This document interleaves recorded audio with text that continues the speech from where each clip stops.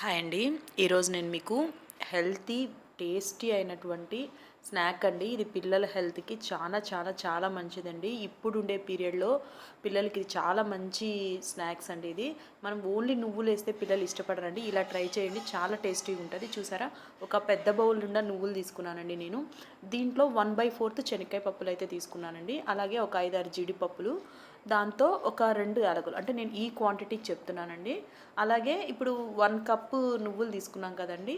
దాంట్లో 3/4 కప్పు బెల్లం తీసుకుంటే సరిపోద్దండి. ఇక్కడ చూడండి, ఎండు కొబ్బరి వచ్చేసి నేను ఒక 2 టేబుల్ స్పూన్ పొడి అండి ఇది. నేను ఇక్కడ మీకు ఎండు కొబ్బరి చూపిస్తున్నాను. తర్వాత దాన్ని పొడి చేసి పెట్టుకున్నానండి. ఓన్లీ ఈ ఇంగ్రీడియెంట్స్‌తో ఎంతో టేస్టీ అనే నువ్వులు ఉంటాయి. ఇప్పుడు నేను మీకు చేసి చూపిస్తానండి.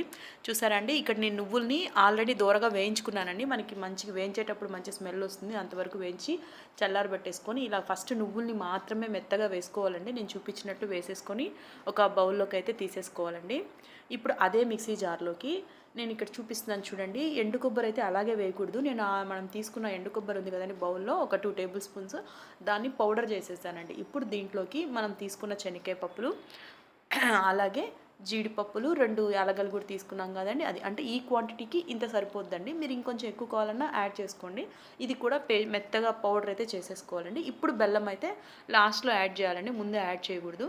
చూడండి, ఇప్పుడు బెల్లం యాడ్ చేసిన దాంట్లోకి ఇప్పుడు ఆల్రెడీ మనం చేసుకున్నటువంటి నువ్వుల్లోకి ఈ బెల్లము, జీడిపప్పు పేస్ట్ ఉంది కదండి, అది కూడా యాడ్ చేసేస్తానండి.